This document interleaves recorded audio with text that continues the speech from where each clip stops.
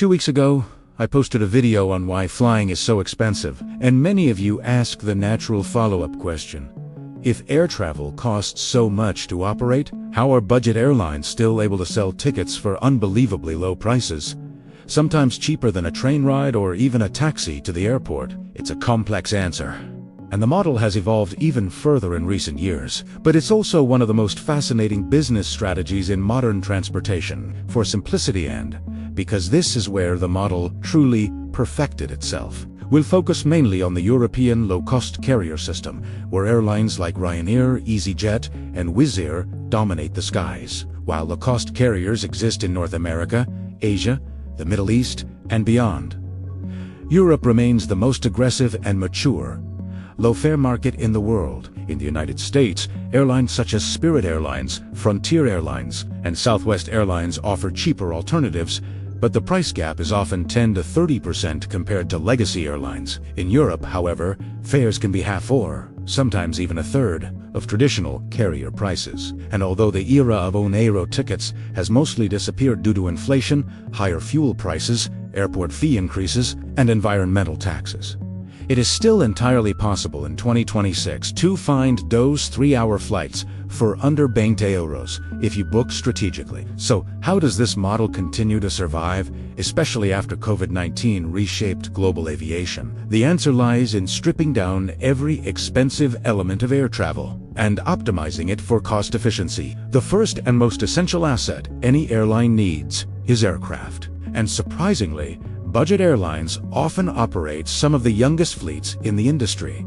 After crises such as 9/11s, the 2008 financial crash, and especially the COVID-19 pandemic, aircraft manufacturers were desperate for large orders, giving powerful low-cost carriers leverage to negotiate aggressive bulk discounts. Ryanair famously placed massive orders for the Boeing 737 series, and more recently for the fuel-efficient 737 MAX variants, while easyJet and Wizz Air expanded their fleets with Airbus A320 Neo family aircraft from Airbus. Buying new aircraft may sound expensive, but newer planes burn significantly less fuel, require less maintenance, and reduce emissions penalties under modern European environmental regulations. Fuel remains one of the largest operating costs for any airline, so even a few percentage points of efficiency translate into millions saved annually. Another cornerstone of the low-cost model is fleet simplicity. Ryanair operates only Boeing 737 aircraft, while easyJet and Wizz Air focus almost entirely on the Airbus A320.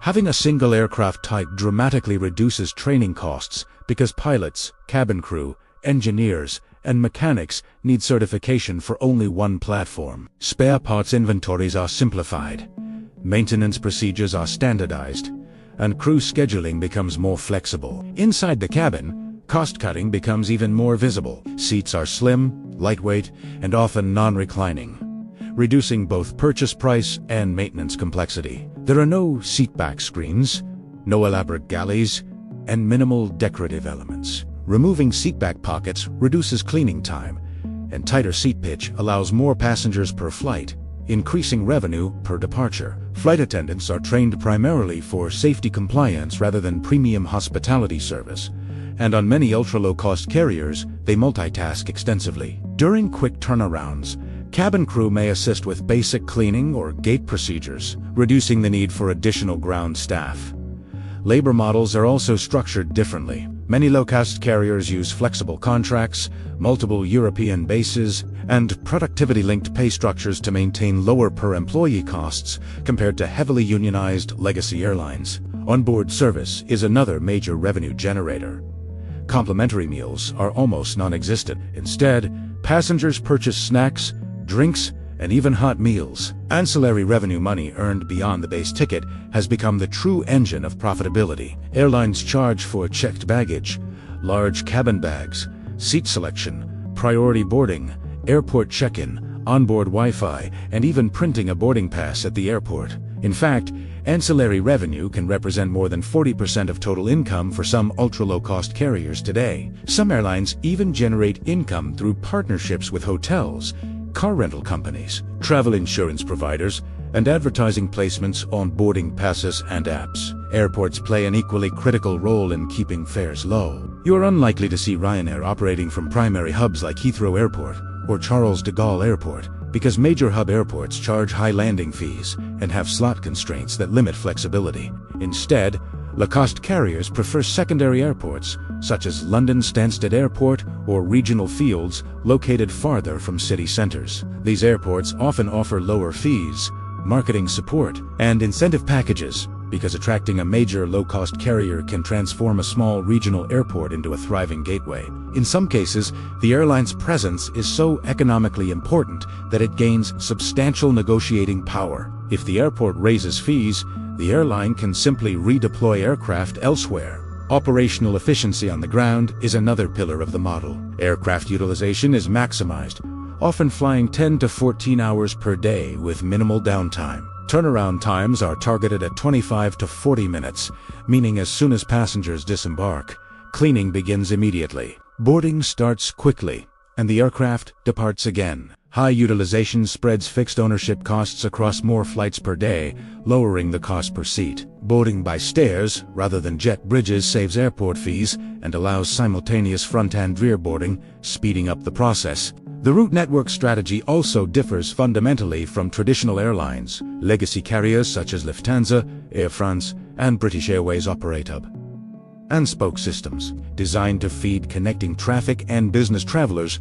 through centralized airports. Low-cost carriers, by contrast, emphasize point-to-point routes, avoiding the complexity and cost of coordinating connections and transferring baggage. If a passenger misses a flight, it is typically their responsibility to book another, eliminating rebooking obligations. This simplified structure reduces IT system complexity and staffing needs. Digital transformation has pushed costs even lower. Almost all bookings are made online or through mobile apps, eliminating travel agent commissions and reducing call center volume. Automated bag drops, biometric boarding trials, and self-service kiosks further reduce staffing requirements. Even marketing is data-driven and digital, relying on email campaigns and app notifications rather than expensive global advertising campaigns. Interestingly, while some legacy airlines attempted to create their own low-cost subsidiaries, such as Transavia by Air France, LM, or Eurowings by the structural cost disadvantages of legacy labor contracts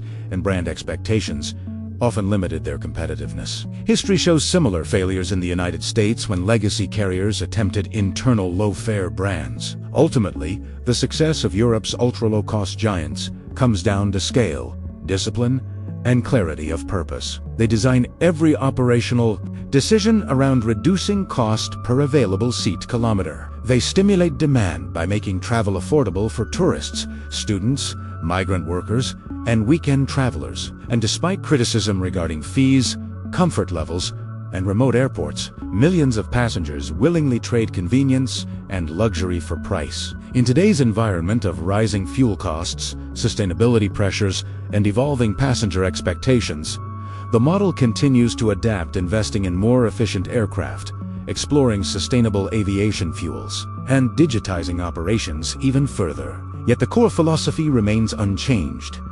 Unbundle the product, charge separately for extras, maximize aircraft use, negotiate aggressively, and keep the base fare irresistibly low. In the end, whether you love or hate the experience, low-cost airlines have permanently reshaped aviation, forcing legacy carriers to become more efficient and making air travel accessible to a broader segment of society than ever before. For travelers, competition means choice, and choice almost always means lower prices and more opportunities to explore the world.